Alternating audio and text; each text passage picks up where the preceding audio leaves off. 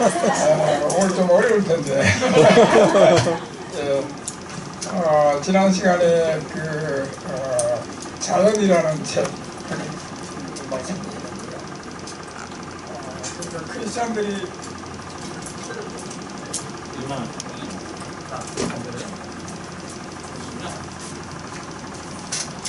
예, 하나 둘 셋.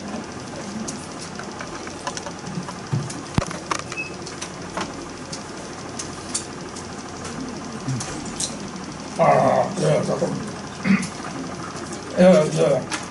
크리스찬이 두 권의 책을 갖고 있었습니다. 하나는 이제 성경, 스크립처, 그 다음에 자연, 네이처, 뒤에 다 처로 끝나는 이 두 권의 책을 갖고서 두 권 다 하나님의 존재를 증명한다. 그렇게 이제 생각을 하고 있었는데, 점점 이제 뉴턴 이후에 이 자연의 책을 과학자들에게 뺏기게 됩니다. 그 과학자들이 보고서 하나님이 존재하지 않아도 이 자연은 다 제대로 돌아간다. 그렇게 이제 주장하면서 이 크리스찬들이 수세에 몰리게 되는 거죠. 근데 이제 과학자들이 과학이 점점 발달하면서 이 자연에 대해서 이제 연구하다 보니까 하나의 반전이라고 부를 수 있을까요? 과학자들, 무신론적 과학자들이 뭘 발견하느냐 하면은, 여기 제목처럼 우주가 아주 생명체가 탄생하기에 적합하도록 만들어져 있다는 사실을 발견하게 됩니다. 그래서 오늘은 이제 그 이야기를 하려고 하는데, 첫 번째로 원소에 대해서 오늘 얘기하고, 다음 시간에는 태양계, 그러니까 해, 지구, 달 이런 게 어떻게 생명이 탄생하기에 적합하게 되어 있는가, 이런 걸 이제 말씀드리려고 합니다. 오늘도 우리 도움이 빌려서 목소리가 좀 안 나와서 도움을 받아서 강연을 하도록 그렇게 하겠습니다. 자, 우선 강연 시작하기 전에 여기 표가 하나 있습니다. 이게 무슨 표인지 혹시 아시는 사람?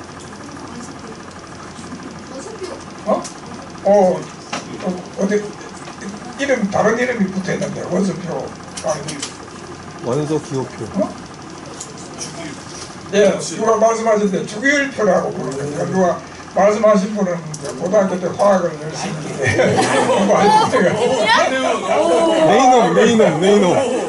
네이놈에게 물어보세요. 주기율표가 뭐냐 하면은 자연에 존재하는 모든 물질을 구성하는 92가지의 원소들, 이걸 이렇게 배열해 놓은 겁니다. 여기 실제로 92가지가 좀 많이 있는데, 그건 이제 인공적으로 만든 게 추가돼서 그렇고, 자연에는 1번부터 92번까지의 원소가 있어요. 근데 원소라고 해도 좋고, 사실 원소라는 건 뭐냐면은 같은 원자들로 구성된 거기 때문에 여기는 이제 92개의 원자가 있습니다.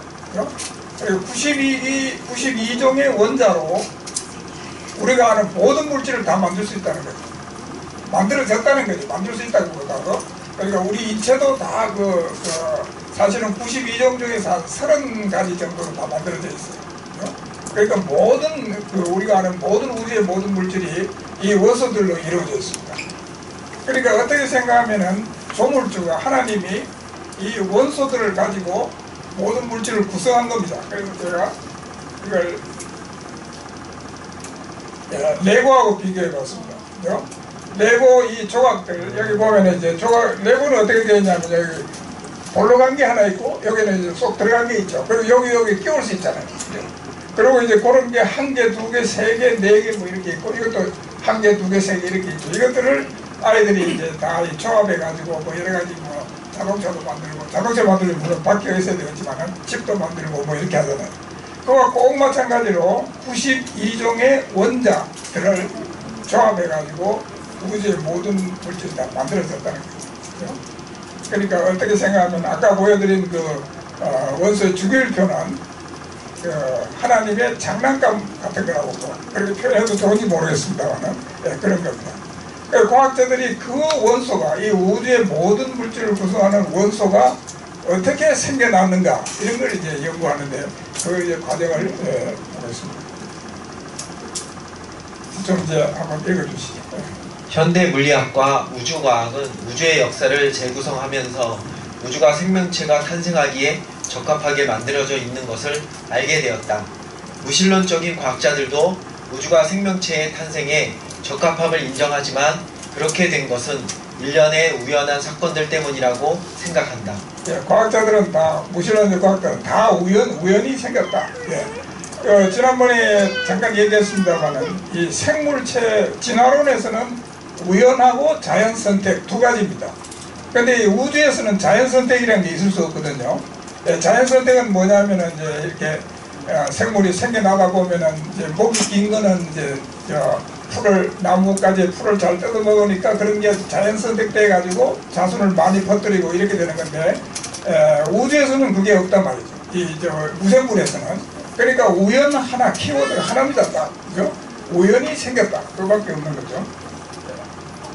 그 다음에 우리가 우주를 탐구하며 우리에게 유리하게 작용한 물리학과 천문학의 수많은 우연들을 발견함에 따라 우주는 마치 어떤 의미에서 우리가 나타날 것을 미리 알고 있었던 것처럼 보인다.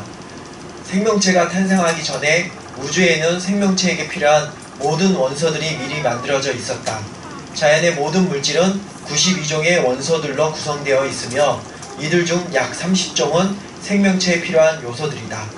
과학자들이 보니까 이 우주가 이렇게 점점 만들어져 가는 것을 보니까 마치 생명체, 인간이 나타날 걸 예상하고 있듯이 다 준비를 하나씩 갖추고 간다는 거죠. 예. 그래서 이제 오늘 첫 번째로 원소들이 아까 말씀드린 대로 뭐 인체라든지 뭐 여기 뭐 의자라든지 책상이라든지 모든 것을 구성하는 원소들이 어떻게 만들어졌는가 이걸 보겠는데요. 여기 나와 있듯이 자연에는 92종의 원소도 있고 생명체에는 약 30종이 있습니다. 들어있습니다. 여기 이제 아까 말한 아까 보여드린 주기율표를 다시 보여드리면서 이 색칠한 것이 생명체에 필요한 겁니다. 색칠한 것. 그 중에서 가장 많이 들어있는 게 이 붉은색. 수소, 탄소, 질소, 산소, 뭐 인, 황 이런 것들입니다. 오늘은 뭐 이거 다 말씀드리지 않고 여기서 수소 1번입니다. 수소, 그 다음에 6번 탄소, 5번 8번 산소, 그 다음에 여기 헬륨은 인체에 들어있지 않습니다. 생명체에 들어있지 않습니다만은 우주 생성에서 아주 중요하기 때문에 2번 헬륨, 그러니까 1번, 2번, 6번, 8번 이런 원소들 정도에 대해서 언급을 하려고 합니다. 한번 읽어주시죠. 원소는 같은 종류의 원자들로 이루어진 물질이다. 원자 번호는 그 원자의 핵에 들어있는 양성자의 수와 같다. 오늘 발표에서는 1번 수소, 2번 헬륨, 6번 탄소, 8번 산소 원자에 대해 언급할 것이다. 과학자들은 원소들이 생성되기 위해서 자연의 4가지 기본적 힘들과 몇 가지 기본 물리 상수들이 세밀하게 조정되어 있어야 함을 발견하였다. 예, 이겁니다. 바로 여기 보면은 자연에 있는 그 힘이 4가지 이제 곧 보여드리겠습니다. 4가지 종류의 힘이 있고, 그 다음에 자연에는 기본적인 물리적인 상수들이 다 정해져 있어요. 왜 그런 값을 갖는지 알 수는 없습니다만은 그것들이 미리 잘 이렇게 튜닝이라고 그러죠. 튜닝이 되어 있다는 거죠. 그렇지 않고 그것들이 뭐 다른 값을 가지면은 지금 알고 있는 우리 이런 우주가 생길 수가 없었다는 거죠. 예, 좀 이제 힘을 4가지 힘을 보겠습니다. 여러분이 잘 아시는 힘이 2가지가 있습니다. 하나는 중력. 예, 이거는 이제 뉴턴이 사과가 떨어지는 걸 보고서 보통 사람들은 사과는 의뢰의 아래로 떨어지는 거다 이렇게 생각했는데 뉴턴은 지구가 사과를 끌어당기기 때문에 지구하고 사과 사이에 중력이 있기 때문에 인력이 있기 때문에 떨어지는 거다 이런 아이디어를 내가지고 중력 법칙을 발견하는 거죠. 하여튼 그게 이제 모든 물체 사이에 작용하는 인력이고요. 그 다음에 2번째는 전자기력입니다. 이제 여러분이 자석으로 이렇게 목 같은 것을 이렇게 끌어당길 수가 있잖아요. 그죠? 그건 이제 자기력이고, 정기력은 뭐냐면은 양전, 플러스 전하고 음전하를 띈 물체가 서로 끌어당기는 겁니다. 그 다음에 여러분들이 잘 모르실지 모르지만은 강력이라는 게 있습니다. 이제 여기 강력, 강한 힘인데 이건 이제 양성자와 중성자를 이루는 토크들 사이에 작용하는 힘이고요. 그 다음에 이 강한 힘의 잔여 힘이 양성자하고 중성자를 결합시킵니다. 그것 좀 나중에 다시 또 설명을 드리겠습니다. 그 다음에 양력은 중성자가 양성자로 변하거나 양성자가 중성자로 변하는 과정에 관여하는 좀 생소한 그런 힘이죠. 그렇게 하여튼 4가지 힘이 있습니다. 그 다음에 기본 물리상수는 제가 설명을 드리겠습니다. 여러분이 잘 아는 빛의 속도는 3.0 곱하기 10의 8m/s 1초에 30만 킬로미터를 갑니다. 1초 초속 30만 킬로미터가 빛의 속도거든요. 근데 왜 30만 킬로미터인지는 아무도 알지 못합니다. 그렇게 정해져 있습니다. 이게 50만 킬로미터라도 뭐 하도 이상할 거 없죠. 근데 그걸로 정해져 있습니다. 그런 게 한 30가지가 됩니다. 여기 나와 있는 전자의 전하라든지 뭐 양성자의 질량이라든지 전자의 질량이라든지 이런 30가지는 미리 정해져 있다는 거죠. 근데 정해져 있는데 그것들이 묘하게 이렇게 튜닝이 돼 가지고 지금의 우주가 생겨날 수 있도록 그렇게 튜닝이 되어 있다는 것을 이제 과학자들이 발견하게 됩니다. 자, 한번 읽어주시죠. 원소의 생성, 온도가 높아지면 모든 물질은 성분 입자들로 분해된다. 분자, 원자, 원자핵, 양성자, 중성자, 쿼크 플러스 전자. 빅뱅 이론에 의하면 우주의 초기에는 우주의 모든 에너지가 좁은 공간에 밀집되어 있었으므로 그 온도가 엄청나게 높았다. 지금 이걸 보십시오. 지금 모든 물질들, 뭐 이거 책상이라든지 뭐 이거라든지 뭐 분자로 이루어진 것도 있고 사실 좀 분자라고 하기 힘든 뭐 소금 결정이라든지 뭐 이런 것들이 다 온도가 수천도로 올라가면은 한 3,000도, 4,000도 이렇게 올라가면은 다 원자로 쪼개집니다. 다 원자로. 그 다음에 이 원자를 다시 더 그 높은 온도로 올려가지고 해보면은 원자 핵하고 전자로 쪼개집니다. 그렇죠? 원자를 구성하는 게 원자 핵이 있고 이제 주위에 전자가 돌고 있거든요. 온도가 높아지면 전자가 떨어집니다. 그렇죠? 그러면 이제 전자는 음전하를 띄고 나머지는 양전하를 띄니까 그게 이제 플라즈마라고 부르는 상태입니다. 그렇죠? 하여튼 원자 핵하고 전자로 이렇게 떨어졌다가 떨어지고 원자 핵을 또 보면은 원자 핵은 양성자하고 중성자라는 입자들로 구성되어 있습니다. 그렇죠? 그러니까 원자 핵에 양성자 1개 들어있으면은 그게 1번 수소고 2개 들어있으면은 2번 헬륨이고 양성자 수하고 원자 번호하고 일치합니다. 우라늄은 양성자가 92개 들어있어요. 핵에. 그래서 92번입니다. 근데 핵에는 양성자만 들어있는 게 아니고 양성자만 들어있으면은 안정한 핵이 될 수가 없는 것이 양성자는 플러스 전하를 띠기 때문에 서로 반발합니다. 그렇죠? 반발하기 때문에 안정하게 그 핵을 이룰 수가 없는데 그걸 안정하게 만들기 위해서 중성자가 들어가 있어요. 그렇죠? 중성자가 일정한 수가 들어가 있습니다. 그래서 핵은 양성자하고 중성자로 쪼개지고요. 양성자하고 중성자를 또 더 높은 온도로 올리면은 쿼크라는 더 작은 알갱이로 쪼개진다. 이렇게 이제 그 이론적으로 이제 그렇게 밝혀졌는데 지금 실험으로는 이제 아직 그 쿼크를 쪼갤 정도는 그 높은 온도를 올리지 못한 거로 그렇게 알고 있습니다. 그러나 우주 과정에서는 이제 나중에 보겠습니다. 그 다음에 이제 빅뱅 이론으로 이제 이런 것들이 어떻게 생겼는지를 설명을 하고 있는데요. 빅뱅 이론이라는 걸 간단히 설명하면은 지금 이제 우주에서 우리가 다른 은하에 있는 별을 관찰해 보면은 그 별이 우리로부터 멀어지고 있는 것을 알 수가 있어요. 그렇죠? 그러니까 이제 스펙트럼이라는 걸 보면은 스펙트럼 선들이 이렇게 이동을 하는데 그걸 보고서 이제 멀리 있는 별들이 우리로부터 점점 멀어지고 있다는 거예요. 다시 말하면은 우주가 확장되고 있습니다. 우주가 팽창하고 있습니다. 그렇죠?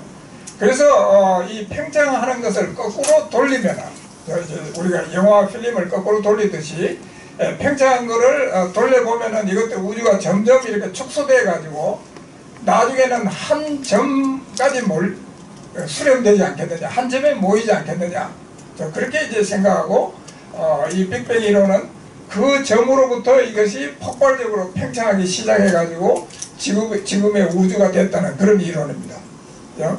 사람들은 그 터무니없는 소리다. 어떻게 지금의 우주가 한 점에 모일 수 있겠느냐. 근데 이제 그 한 점에서부터 출발해가지고 지금 그 우주가 된 그런 그 과정에서 여러 가지 지금 우리가 보고 있는 것들을 설명할 수가 있습니다. 그래서 지금 우주론의 제일 지금 기본적인 우주론이 빅뱅 이론입니다. 그러니까 이 지금의 모든 우주의 모든 에너지가 모든 물질과 에너지가 한 점으로 이렇게 몰려 있으니까 온도가 얼마나 높겠어요, 그죠? 그러니까 처음에 엄청나게 높은 온도를 가진 우주가 팽창하면서 우주가 점점 이제 식어가면서 이제 온도가 내려가면서 일어나는 그 현상이 바로 원소의 생성입니다. 한번 읽어주시죠.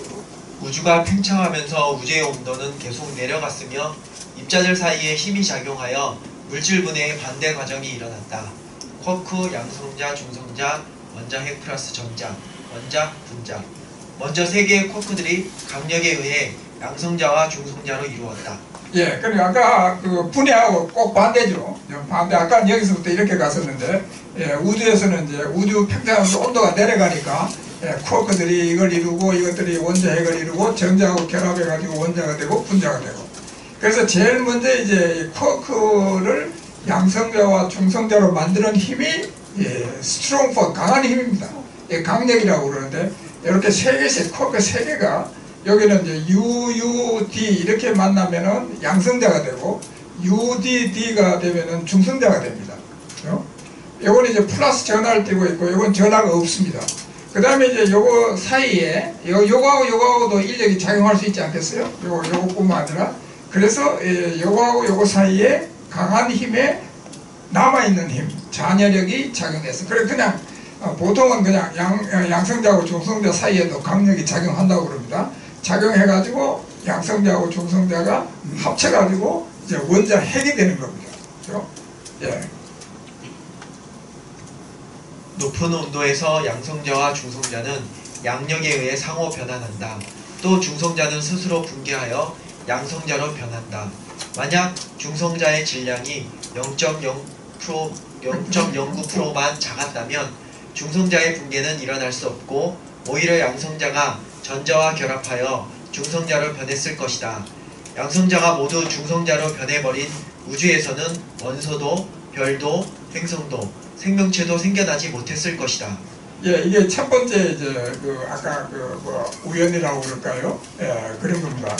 양성자하고 중성자의 질량이 아주 세밀하게 조정되어 있다는 거죠.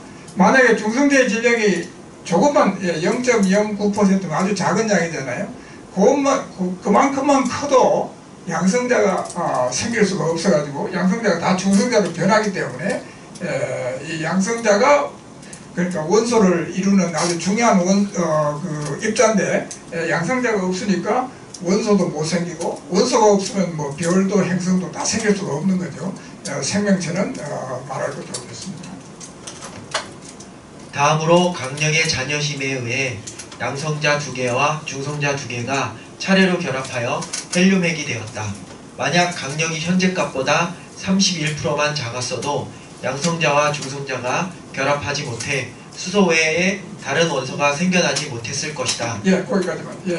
그러니까 지금 31%는 좀 큰 양이기는 합니다만은 그러나 하여튼 강한 힘이 잘 조정되어 있다는 거죠. 강한 힘이 뭐 제멋대로 정해져 가지고 이제 전혀 다른 값을 갖는다면은 지금 우리가 알고 있는 이런 우주가 생겨날 수 없을 것이다 하는 겁니다. 그 다음에 이제 여기 핵을 설명하기 위해서 핵에는 이렇게 양성자하고 중성자들이 이렇게 들어가 있습니다. 그렇죠?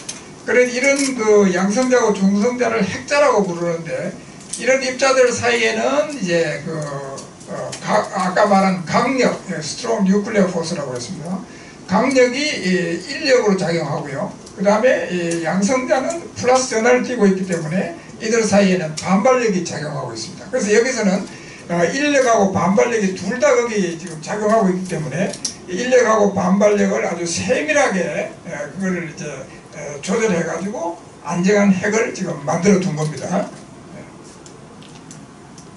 예. 20분 후 온도 10의 7승 K, 우주의 온도가 낮아 더 이상 핵 융합이 일어날 수 없게 되었다. 38년 후 온도 3000 K, 핵과 전자 사이에 작용하는 정전기력에 의해 핵과 전자들의 결합으로 수소와 헬륨 원자가 생겼다. 헬륨 원자의 구조. 예, 그러니까 우주가 생긴 거는 137억 년 뭐 전이라고 그럽니다. 아주 엄청나게 오래 긴 세월이죠. 그때부터 이제 20분이 지나가면은 여기 말한 이게 10의 7승계니까 1000만도입니다. 그죠? 예, 1000만도 정도 되면은 이제 일단 온도가 낮아져서 핵융합은 일어날 수 없다는 거죠. 그죠? 그러니까 지금 우리가 수소 폭탄을 만들려면은 한 1000만도 정도 온도를 올려야 핵융합이 일어납니다. 그죠? 예. 그 다음에 38만 년이 지나면 온도가 3000K, 그냥 3000도C라고 생각하면 되겠습니다. 조금밖에 차이가 안 나기 때문에 한 3000도C 정도 되면은 이제 우리가 알고 있는 비로소 이 원자가 생겨나게 됩니다. 원자라는 건 핵하고 전자하고 결합해야 되니까요. 그래서 정전기력에 의해서 결합해가지고 수소 원자는 양성자 하나에 전자 하나가 돌고 있는 거예요. 그 다음에 헬륨 원자는 여기 핵에 보면은 양성자 2개, 중성자 2개에 전자 2개가 돌고 있는 거죠. 여기 이제 양성자의 전하하고 전자의 전하가 크기가 같고 부호가 다릅니다. 그래서 여기는 플러스이고 마이너스이니까 전체적으로 중성이죠. 이게 이제 헬륨 원자의 구조가 되겠습니다. 우주의 온도가 더 낮아짐에 따라 두 개의 수소 원자들이 결합하여 수소 분자가 되었다. 그 오랜 기간 동안 팽창하는 우주 안에는 헬륨이 섞인 수소 분자의 구름이 떠돌아다니고 있었다. 약 1억 년 후 온도가 20K, 마이너스 253도C로 낮아짐에 따라 어떤 지역에서는 중력에 의해 수소 분자들이 엉키기 시작했다. 분자들의 포텐셜 에너지가 열 에너지로 변함에 따라 수소 덩어리, 즉 원시별의 내부 온도가 올라갔다. 예, 그 다음 단계는 이제 수소 분자. 수소 분자는 원자 2개가 결합한 겁니다. 우리가 이제 여러분들이 뭐 수소 자동차 뭐 이런 얘기할 때 그때 사용하는 수소 기체는 수소 원자 2개가 결합한 수소 분자거든요. 이제 이런 게 이제 생겨나고 그 수소 분자들의 집합, 그게 이제 구름처럼 이제 떠돌아다니고 있다가 온도가 아주 낮아지니까 여기 보면 이제 마이너스 253도씩 나타니까 그 구름들이 이제 엉겨가지고 서로 이제 중력에 의해 가지고 엉겨가지고 구름이 부피가 줄어듭니다. 그렇죠? 구름 부피가 줄어든다는 건 뭐냐면은 바깥에 있는 그 수소 분자가 가운데로 이제 향해서 떨어지는 거거든요. 그러면 이제 그 위치 에너지라고 그러죠. 포텐셜 에너지가 낮아지면서, 그리고 여기 있는 물체를 제가 떨어뜨리면은 그 여기 있던 그 포텐셜 에너지가 아래로 이제 떨어지면서 그 에너지가 열 에너지로 변합니다. 마찬가지로 큰 이제 수소의 구름이 부피가 이제 작아지면은 그 이제 떨어지는 위치 에너지가 열 에너지로 변해가지고 그 구름의 중심부의 온도가 올라가기 시작합니다. 그래서 이제 그 별이 되기 전에 그 원시별, 별이 되기 직전 상태, 그런 거의 내부의 온도가 이제 높아지는 거죠. 온도가 올라가 마침내 별 중심의 온도가 1.5 곱하기 10의 7승 K로 올라가자 핵융합이 일어난다. 양성자들이 일련의 단계를 거쳐 헬륨 핵으로 변한다. 수소연소라고 부름. 수소연소에서 방출되는 대량의 에너지가 별이 붕괴되는 것을 막아준다. 수소가 다 소진되면 별의 내부 압력이 유지되지 않아 별이 붕괴한다. 그러나 붕괴와 더불어 내부 온도가 10의 8승 K로 올라가면서 헬륨의 연소가 시작된다. 예, 이제 별의 탄생입니다. 여기 보면은 온도가 10의 7승 K, 그러니까 한 1000만도죠. 1000만도 정도 올라가면서 별 내부에서 다시 핵융합이 일어납니다. 지금 우리 태양이 그런 겁니다. 태양이 그 내부에서 수소가 융합해가지고 헬륨으로 변하고 있습니다. 그렇죠? 그런 이제 별들이 생겨나서 처음에는 이제 수소가 이제 헬륨으로 변하는 것을 수소연소라고 부릅니다. 그러면 이제 점점 변하다 보면은 지금은 이제 태양은 수소 중에 한 반 정도가 헬륨으로 변했다고 그래요. 그죠? 그러다 보면 나중에 수소가 다 고갈될 거 아닙니까? 헬륨으로 다 이제 변해버리면은. 예, 그러면은 그 다음에는 어떤 현상이 나타나냐면은 이 별이 붕괴 되는 걸 수소연소에서 그 방출되는 에너지가 별이 붕괴되는 걸 막아주고 있다가 수소가 다 소진되면은 그걸 막아주지 못하니까 별이 다시 한번 수축을 하게 됩니다. 그러면 그 별 내부의 온도가 더 올라가서 10의 8승계니까 이거는 이제 10의 8승이니까 얼마입니까?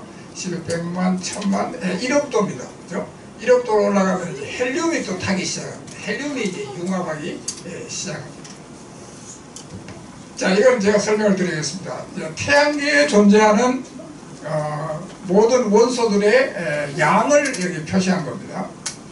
1번부터 92번까지, 우라늄까지 보면은 이쪽에 이제 Y는 로그 스케일입니다. 여기 한 단위가 10배입니다. 그죠? 그러니까 11인데 여기 사실 11은 10에 10배나 된다는 거죠. 그럼 이제 수소가 제일 많고 그 다음에 헬륨, 그리고서 쭉 떨어지죠. 그죠? 이게 뭐냐면은 우주가 탄생해가지고 생긴 원소들입니다. 우주가 처음에 생겼을 때 온도가 아주 높았기 때문에 수소에서 헬륨이 생겼죠. 그러다가 아까 말씀드린 바와 같이 온도가 낮아지니까 더 이상 핵융합이 일어날 수 없었다는 거죠. 그래가지고 이제 이렇게 쭉 내려와가지고 다시 이제 별이 생기면서 별 내부에서 핵융합에 의해서 새로운 원소들이 생겨나기 시작합니다. 그래서 사실 이 탄소 이후의 모든 이 원소들은 별에서 생긴 겁니다. 별 내부에서 핵융합에 의해서 생겨난 거란 말이죠. 자, 그런데 문제가 이걸 연구하는 사람들의 문제가 뭐냐면은 어떻게 여기서 헬륨에서 탄소로 이렇게 넘어갈 수 있습니까? 여기 계곡이 이제 깊은 계곡이 있는데 헬륨에서 탄소가 생성될 수 있었는가 하는 게 아주 중요한 그런 문제였습니다. 예, 이거 한번 복잡합니다만은. 예, 헬륨 핵들이 융합하여 탄소 핵이 되는 과정. 예, 오늘 그 다음에 요 밑에 거 읽어주세요. 그냥 1953년. 1953년에 호일은 탄소 마이너스 12가 베릴륨 마이너스 8 플러스 헬륨 마이너스 4와 에너지가 비슷한 들뜬 상태 7.68 MeV를 가지고 있어서 공명에 의해 반응 속도가 빨라짐을 제한하였다. 탄소 마이너스 12의 들뜬 상태 7.653 MeV가 실험적으로 확인되었다. 공명에 의해 반응 속도가 10의 7승배까지 증가. 예, 이게 사실 제일 좀 어려운 부분입니다만 제가 간단히 설명드리면은 이제 헬륨 3개가 결합해야 탄소가 돼요. 그죠? 헬륨은 2번이고 탄소는 6번이기 때문에 3개가 결합해야 이제 탄소가 되는데 이 삼중 충돌이라고 그럽니다. 세 원자가 동시에 충돌해 가지고 한 개의 원자로 변하기는 아주 어렵습니다. 예, 그러니까 요 삼중 충돌은 이제 매우 느린 걸로 우리가 볼 수가 있고요. 그렇다면 우선 헬륨 2개가 결합해 가지고 베릴륨이 된 다음에 베릴륨에 다시 이제 헬륨이 결합해 가지고 탄소가 되면 좋을 텐데 베릴륨 8, 여기 8이라는 건 그 양성자 중성자 수를 합한 겁니다. 베릴륨 8의 수명은 10의 마이너스 17성으로 아주 짧습니다. 그러니까 2개가 결합하자마자 또 분해한다 이거죠. 그 짧은 기간 동안에 이제 반응이 일어나야 되니까 이 반응 하기가 아주 힘듭니다. 예, 그래도 이제 그 일부는 반응이 일어나가지고 탄소 12가 생기겠지만 너무 느릴 것으로 우리가 예상할 수가 있고 그렇게 하면은 아까 말한 그 계곡을 넘어갈 수가 없다 이거죠. 탄소가 그만큼 생길 수가 없다 이거죠. 그때 이제 나타난 사람이 이제 호일이라는 사람입니다. 호일이 어떤 아이디어를 내놓느냐 하면은 이런 아이디어입니다. 지금 이쪽에 에너지를 합한 것하고 요 탄소 12의 그 바닥 상태, 에너지가 제일 낮은 상태의 에너지는 상당히 차이가 나요. 그래서 잘 반응이 일어나지 않는데 요 탄소의 어떤 들뜬 상태, 에너지가 높은 상태가 있어가지고 이쪽 에너지하고 그 탄소 12의 에너지가 높은 상태, 들뜬 상태라고 부릅니다. 들뜬 상태의 에너지가 비슷하다면은 바로 여기서 빨리 갈 수 있다는 거죠. 그렇죠? 예, 그래서 그걸 공명이라고 부릅니다. 그래서 7.68 메가 일렉 볼트 라는 그런 에너지 주머니가 있을 것이다 하고 예측을 하게 됩니다. 예, 그래서 이제 이 젊은 그 호일이라는 저 천문학자가 미국의 이제 핵 물리학자들에게 찾아가서 이런 에너지 주머니가 있을 텐데 한번 실험적으로 측정해 보시오. 그렇게 제안을 합니다. 그랬더니 그 핵 물리학자들이 아주 우습게 뭣도 모르는 그런 사람이 우리한테 이런 걸 제안한다 해가지고 처음에는 우습게 생각했습니다만은 실제로 측정을 해보니까 정말 7.653 그러니까 아주 가까운 그런 에너지를 가지고 있다는 거죠. 그렇죠? 그래서 만약에 공명이 일어난다면, 다시 말하면 이 에너지하고 비슷한 에너지를 가진 탄소의 들뜬 상태가 있으면 반응 속도가 1000만 배까지 증가할 수 있다. 그래서 지금 이런 특수한 그런 과정에 의해 가지고 헬륨 3개로부터 탄소 12가 생길 수 있다는 것이 확인됩니다. 예, 그 다음 단계는 뭐냐면은 탄소 12가 생긴 다음에 이제 헬륨하고 또 결합해가지고 산소가 생기는 건데, 이거는 이제 비공명 반응, 공명이 일어나지 않아가지고 느린 반응입니다. 그 다음에 읽어주십시오. 두 반응의 속도가 잘 조절되어 있어서 탄소와 산소의 양이 비슷하게 되었다. 이와 같은 결과가 나오기 위해서는 탄소와 산소의 핵 에너지 준위를 결정하는 강력과 전자기력이 세밀하게 조절되어 있어야 한다. 만약 강력의 세기가 0.5%만 크거나 작아도 탄소 나누기 산소는 170 또는 산소는 0.04가 되었을 것이다. 예, 우리 인체에 이제 탄소, 산소가 아주 중요하잖아요. 물까지 다 포함하면은 산소가 한 3배 정도 많이 들어있어요. 그죠? 근데 물을 다 빼고, 물 빼고 나머지만 가지고 비교하면은 탄소가 산소보다 좀 더 많이 들어있습니다. 하여튼 비슷하게 들어있다는 거죠. 그죠? 근데 이제 강력의 세기가 조금만 달랐어도 이 B가 이게 뭐 170배 또는 0.04배 이렇게 돼가지고 만약에 탄소, 산소의 양이 엄청나게 차이가 났다면은 생명이 생기는데 혹은 생명체가 살아가는데 상당한 그 스트레스를 느끼지 않았을까, 그렇게 우리가 주장할 수가 있습니다. 탄소와 산소는 둘 다 생명체의 중요한 원소들로 이들 중 하나의 양이 훨씬 적었다면 생명체의 탄생과 생존에 큰 부담이 되었을 것이다. 이러한 사실들을 상식적으로 해석해보면 뛰어난 지성을 가진 존재가 화학과 생물학뿐만 아니라 물리학도 가지고 놀았으며 자연에는 언급할 가치가 있는 맹목적인 힘이 없다는 것을 암시한다. 재밌는 게 이제 프레드 호일, 아까 그걸 이제 처음으로 발견한 프레드 호일은 아주 철저한 그 무신론자입니다. 근데 이제 이런 사실을 발견하고 나서 얘기가 아주 재미있습니다. 그러니까 하나님이 물리학을 가지고 놀았다는 거죠. 그런 걸 다 세밀하게 조정할 수 있었다는 거고, 그 다음에 여기 보면은 화학과 생물학뿐만 아니라 이건 진화론을 얘기하는 겁니다. 진화론에서 그 화학과 생물학 그런 걸 이제 하나님이 가지고 놀았다는 얘기고요. 그 다음에 맹목적인 힘이 없다는 걸 암시한다는 것은 진화론에서 우연히 일어난다는 게 맹목적인 힘이잖아요. 그죠? 신은 없고 모든 그 진화 과정이 어떤 그 맹목적인 힘에 의해서 진행됐다. 그렇게 보는 게 진화론인데 그것을 이제 부정하는 그런 얘기를 이제 호일이 하게 됩니다. 원래 철저한 무신론자였던 호일은 헬륨으로부터 탄소가 생성되는 과정을 규명하면서 자연의 힘들이 세밀하게 조종되어 있음을 발견하고 무신론에 대한 그의 믿음이 흔들렸다. 그는 후에 생명은 보이지 않는 어떤 지성적 존재에 의해 생긴 결과이며 우주에 일관된 계획이 있다고 말하였다. 질량이 큰 별에서는 헬륨 연소에 의해 생긴 핵들이 차례로 헬륨 핵과 융합하여 철 26번까지 이르게 된다. 예, 아까 산소가 생기는 것까지 말씀드렸는데 산소 이후에 또 계속해서 26번 철까지 이제 같은 방식으로 이제 생겨납니다. 예, 이 단계에서 별의 수축을 막아주던 연료가 고갈되어 별은 붕괴한다.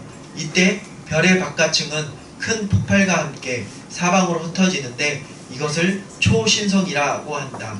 별이 초신성이 되는 과정에서 우라늄 92번까지의 무거운 핵들이 생성된다. 예, 뭐 아주 자세하게 말씀 드리지 않았습니다만 이런 방식으로 그 별 중심부에서 모든 원소들이 생겨난다 하는 것을 합리적으로 우리가 설명할 수 있다는 거죠. 별의 중심부에서 합성된 원소들과 별이 초신성이 되는 과정에서 생성된 무거운 원소들이 초신성의 폭발과 함께 우주로 흩어진다. 이들은 다시 모여서 별이 되고 초신성으로 폭발하여 우주로 흩어지는 과정을 반복하였다. 그러므로 별은 원소 제조 공장이라 할 수 있다. 이렇게 생긴 원소들은 지구와 생명체를 이루는 재료가 되었다.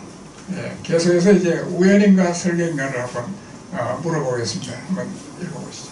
과학자들은 자연의 4가지 힘들과 어떤 기본 물리 상수들이 세밀하게 조절되어 있기 때문에 생명체에 필요한 원소들이 생성될 수 있었음을 확인하였다. 왜 자연의 4가지 힘들과 어떤 기본 물리 상수들은 원소들이 생성되기에 꼭 알맞게 조절되어 있을까? 골디락스 수수께끼. 이것이 지난 시간에 제가 말씀드린 그 골디락스 수수께끼의 일종이죠. 그렇죠? 왜 이렇게 그 자연의 그 상수들, 힘 이런 게 잘 조절되어 가지고 원소의 생성을 가능하게 했는가?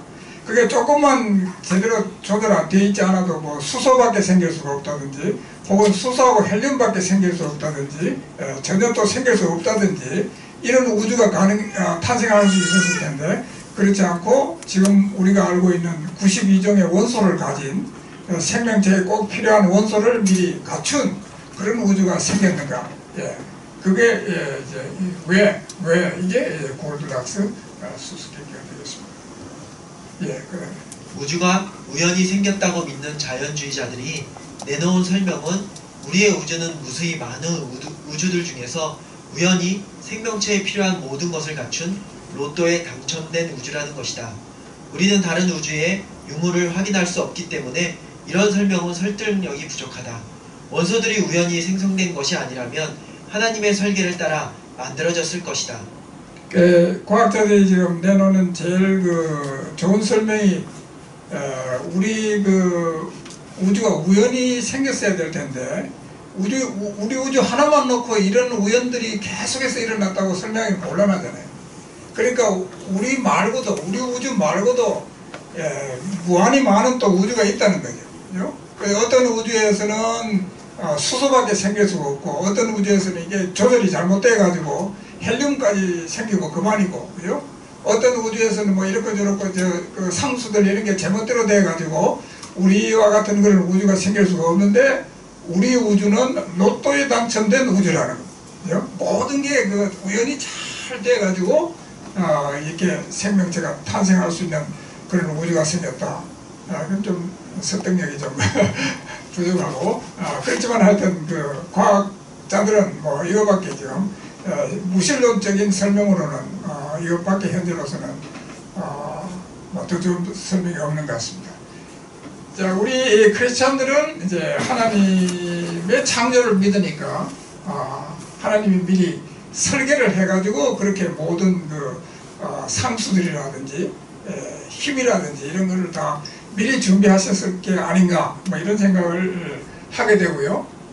그래서 이제 제가 거꾸로 이제 그 하나님이 어떻게 그 창조하셨을까, 어떻게 설계하셨을까 이런 걸 생각을 해봤습니다. 근데 뭐 성경에는 그런 얘기가 없잖아요. 원소를 창조했다는 얘기도 없고 뭐 설계를 어떻게 하셨는지.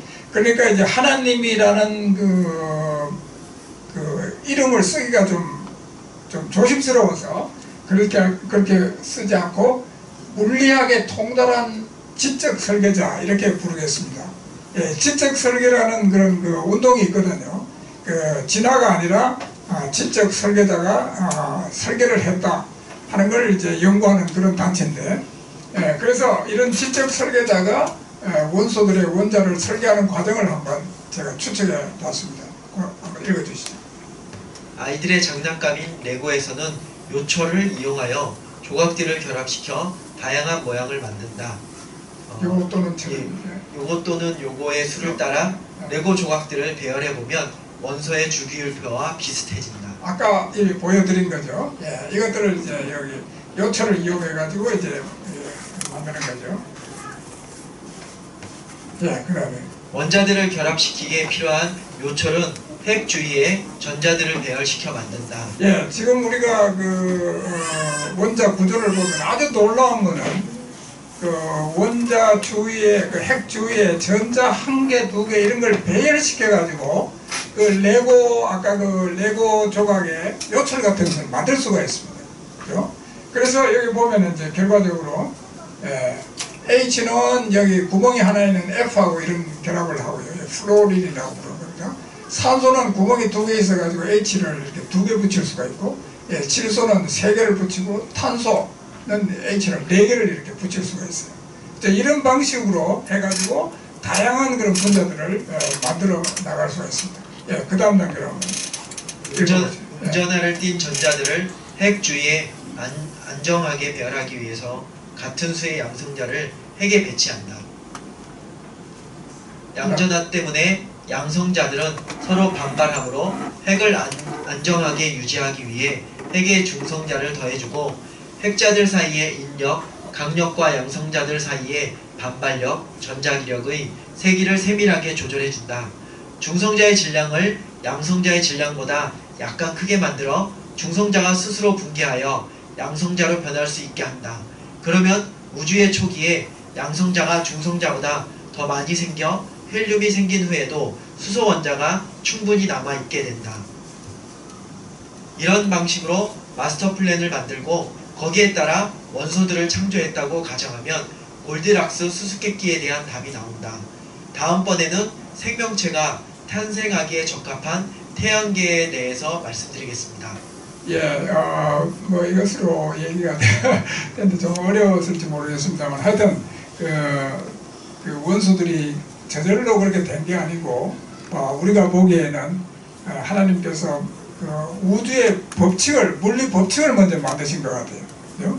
그 중력이라든지 전자기력이라든지 그 다음에 그 크기를 결정하신 겁니다. 그죠?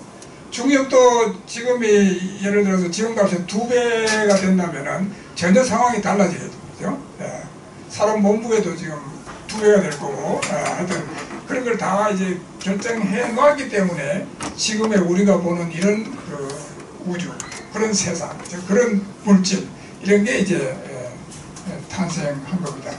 다음 시간에는 이제 조금 우리가 잘 아는 태양이라든지 달, 지구가 어떻게 생명에 탄생하게 적합하게 되어 있는가를 설명하기 때문에 조금 더 재미있을 겁니다. 오늘은 너무 원소라서 사실 조금 어려운 건데, 근데 이 단계를 거쳐야 그 다음에 이제 해, 달, 지구의 탄생을 얘기할 수 있기 때문에 좀 이걸 거쳤습니다. 그 다음에 마지막 제가 하나를 더 준비하는데, 오늘 뉴질랜드에서 오신 분을 위해서 우리는 북반구에서는 북반구의 하늘밖에 볼 수가 없습니다.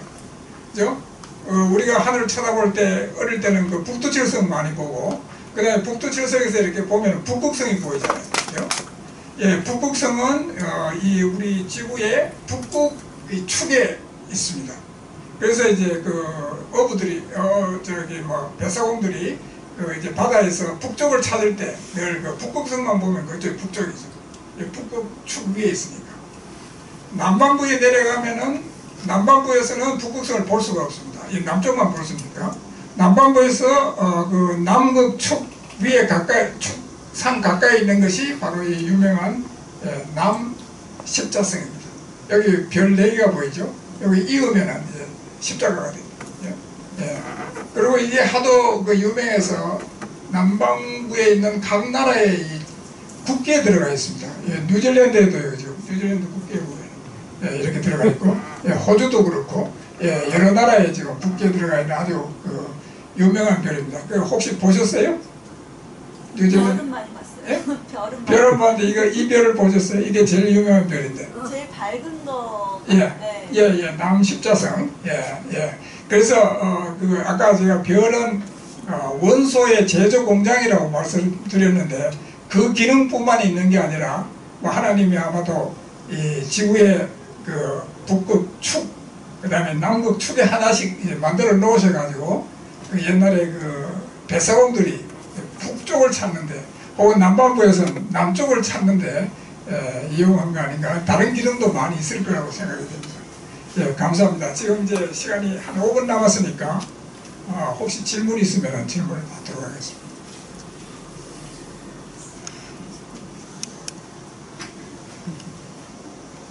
뭐 아무거나